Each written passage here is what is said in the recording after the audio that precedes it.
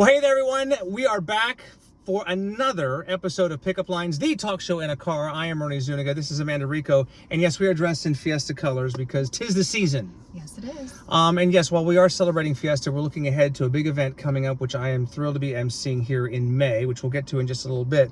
But we are sitting here in the shadows, if you will, of St. PJ's Children's Home, which, by the way, there's a historic mission across the street. There is. There's Is that quite a bit. Concepcion? No, but Concepcion is down the street, Okay, so there's a couple missions. Trust me when I say that's and Amanda will be my navigator here, but it's just a beautiful part of the San Antonio to be in. And again, this is another example of a place I've driven by 1,000 times. Yes. And never taken the time until recently, where you guys were nice enough to host me for a tour, just to see really what happens here, which we're going to get to in just a little bit. But as you may know, with Pickup Lines, I want to get into the story of you, because you have an amazing story about how you got connected with St. PJ's. But if we go backwards, once upon a time, a slightly younger Amanda, you grew up where? On the south side of San Antonio. Okay. So, yeah. Went to South San High School. South San High School, so anybody who's watching who's a Bobcat, go Bobcats. Yes. Exactly, go Bobcats. What are your highlights of childhood? What are your earliest memories of just growing up there and what life was like in your experience? Yeah, I think I would say that on the south side, it's kind of like your own small knit community. There's this funny saying, but if you are from the south side, you know everyone's from the south side. Right. So hence my husband wasn't from the south side, and so when we go to the south side, right, I run into everybody. Sure. And he says, well, who was that? And I was like, oh, I went to high school with them. And he says, okay. Then we run into another person. Right. Who was that? Oh, I went to high school with them. His question to me was, where was your first period? In the Alamo Dome? Like, how big was your high school? Your homeroom class had 1,000 people in it. Yeah. It's amazing because, and you always ask the question, where'd you go to high school? Like, there's a fascination with where everybody went to high school, and you still keep in touch with? I try. I do my best to keep up with as many friends and family, because again, when you're from the south side, it's a really close-knit community. Yeah. My favorite, I guess, memories and experiences was in high school. I was on the cheerleading team. Very active in regards to that. Early in childhood, did for political dancing. So just really enjoyed the culture and the part of the city that is so rich. And I really feel like that's what the South Side brings to the city. So you must be loving Fiesta time then, right? Oh, I love it. I grew up at the Market Square. I feel like I was there all the time for political dresses and dancing shoes, really just performing. Should have had her. We'll have to find the video clips and everything. So in your youth, in your teenage years, while you were at South San, you took a job at H-E-B? I did. Yep. 16. Which, by the way, she's still currently employed at H-E-B, but you're no longer bagging groceries like you did back then. No. So when I was 16, started bagging groceries. Didn't tell anybody that was my job, because let's be really honest, bagging groceries is not sexy or cool. When all your other friends are quote unquote models or worked at banks. And so I was a little shy about it, but I'm so grateful. So I've been with the company now going on 20 years, and it's been an incredible journey. So love H-E-B. And you kind of work, you were telling me kind of in the behind the scenes, some cool futuristic AI things. Yes. I don't want to give away any company secrets, but she's certainly not bagging groceries anymore. No, not bagging groceries, more like handling technology and innovation and figuring out ways that we can make the experience for our customers better, as well as simplifying processes for our partners.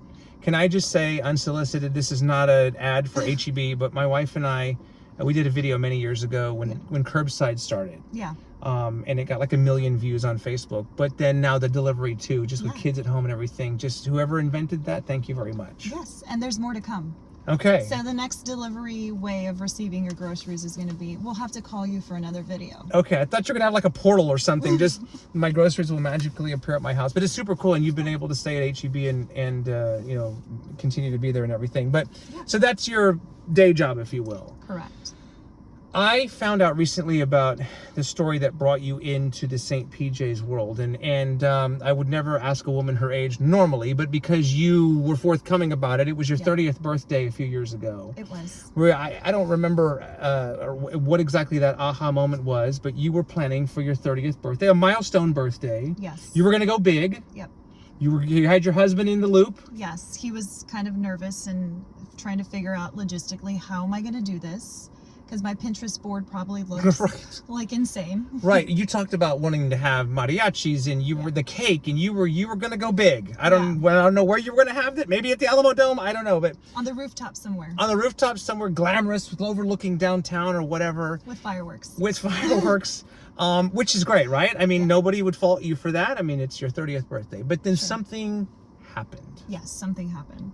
So I immediately started reading a book to my kids, getting them ready for bedtime. I actually brought it. So I can This is show the you book. guys.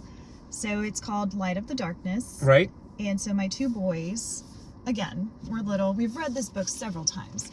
And it was just the first 2 pages of the book that probably hit me like a ton of bricks.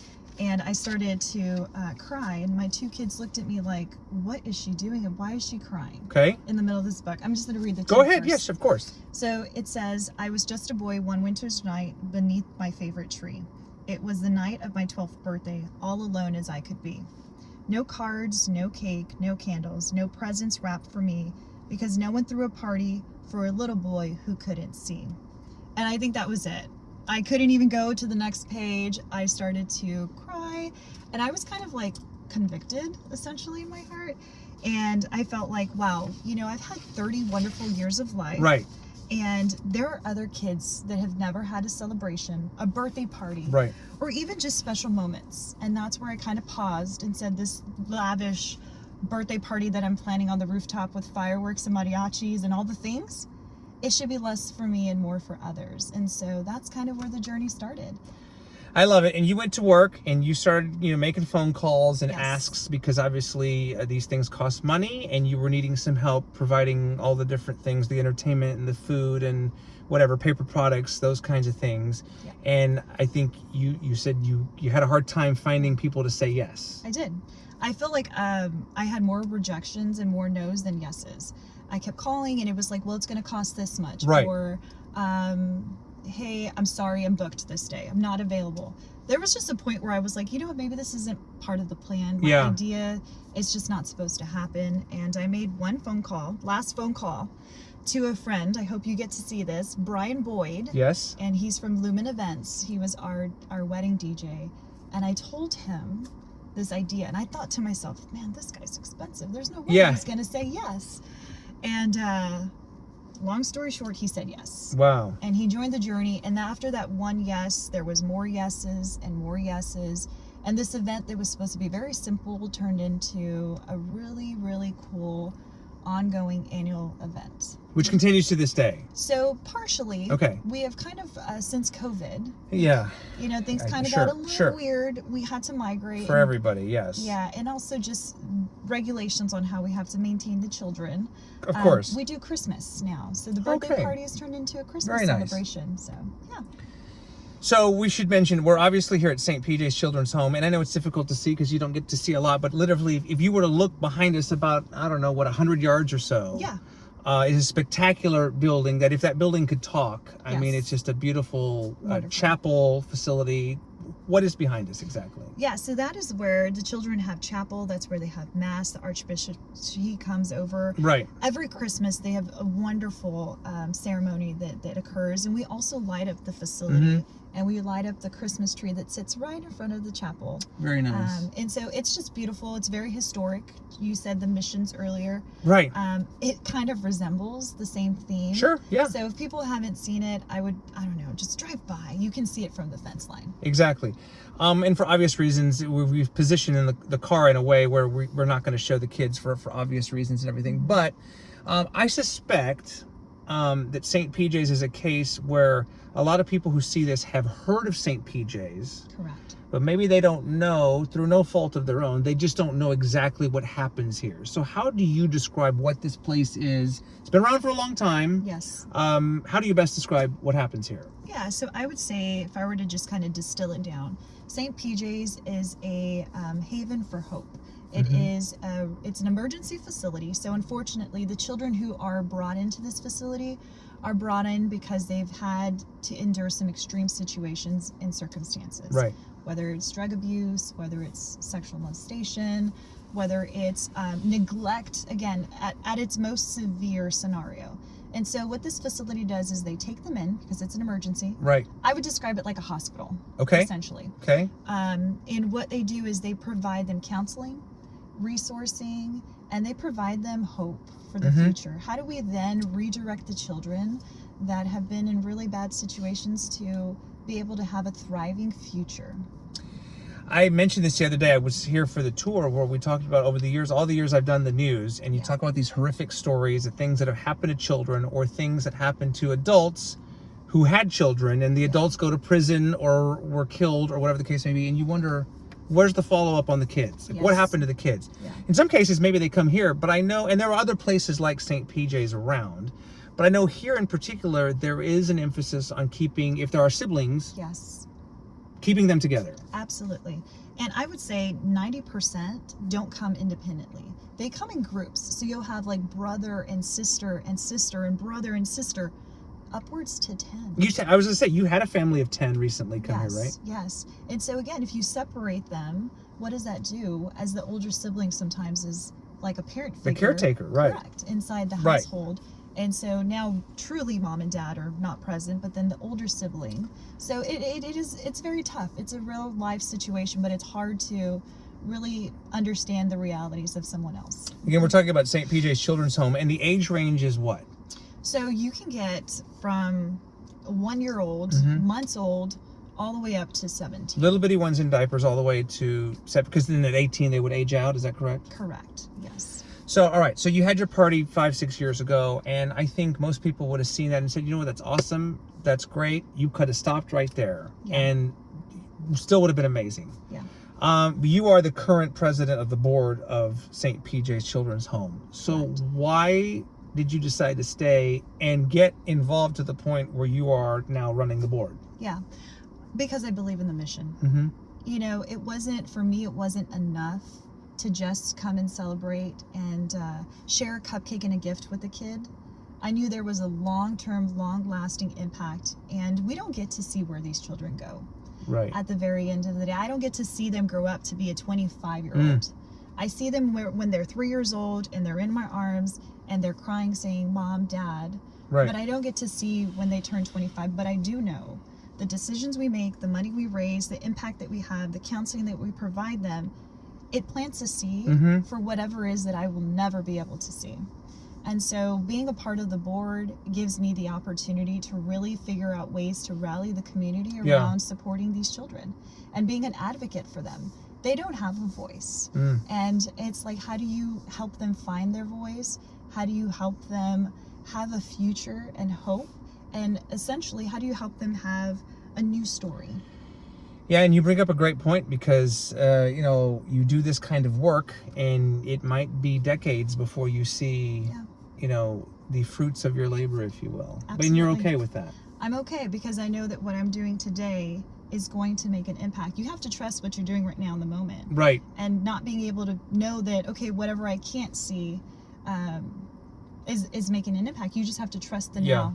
Yeah, unbelievable. Okay, so I mentioned I'm emceeing. It's the Red Shoes. It's a gala you guys are having in May. May 8th, I believe, is the day. And before we get into all of that, because we would love for anybody who sees us to come join us, you have brought, which has to be one of the most precious items on the property here, which we borrowed off one of the walls here. You literally took it off the wall, but we're gonna do our best to show this off, and I'll let you explain what is in this shadow box here. Yeah, well, before I show you guys, I'm gonna actually read what is inside the shadow box so that it gives you a little bit of context. Okay. So this is the story of the Red Shoes. So in 2002, a frightened and crying 4-year-old girl was brought into St. PJ's emergency shelter, along with her 6-year-old brother. Due to the severe abuse and neglect, they were removed from their home. While the case manager was comforting her, she noticed that the little girl was wearing red glittered shoes. When asked, "Where did you get those shoes?" the little girl responded, "My grandma gave me these shoes because someday I'm going to go home."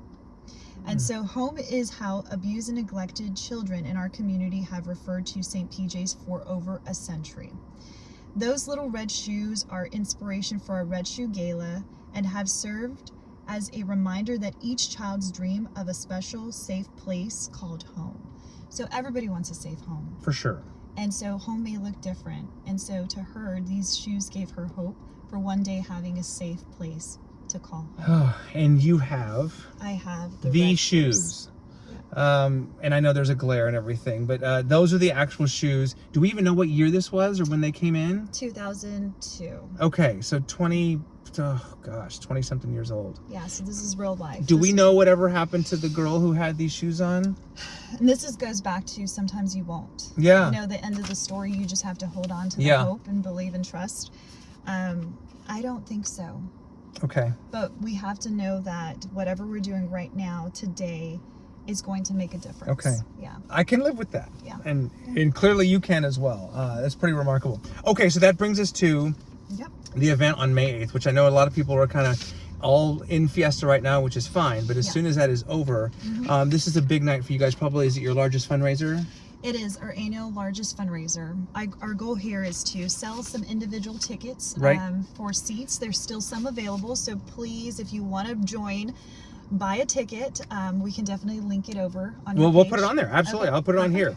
And then also, if you guys just want to donate, and if you're thinking, okay, well, how can I contribute? You can donate to the Red Shoe, or you can donate to St. PJ's and providing them essential items like toothbrushes and sanitary napkins and shampoo, conditioners. All of those items are welcomed for the facility. Okay, so this is Thursday, May 8th at the San Antonio Botanical Garden. And again, we'll link everything on here so people can see where to get the tickets. But I do want to mention, because you know how much I love Fiesta medals, and this is the Fiesta medal for St. PJ's, which is another way, and it's $10, correct? It is, yes. So a very easy, practical way right now where you can buy one of these here at St. PJ's? Correct, yeah. And add it to your collection. Very colorful and festive right there. And all that money, of course, stays right here and helps out.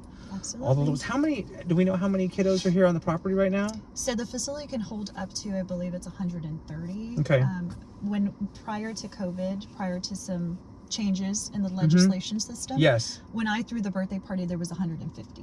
Yeah. And so, again, that's the capacity of where it could be. On average, I would say it fluctuates because you get them overnight, unforeseen. You can have upwards to 60, 40, and that's a mix of international and domestic. So you mentioned you have children of your own. I do. How did your parenting or you as a mother, did it change that night after you were reading? Was it Light Up the Darkness? And in working here at St. PJ's, has it directly or indirectly changed how you parent? I think so.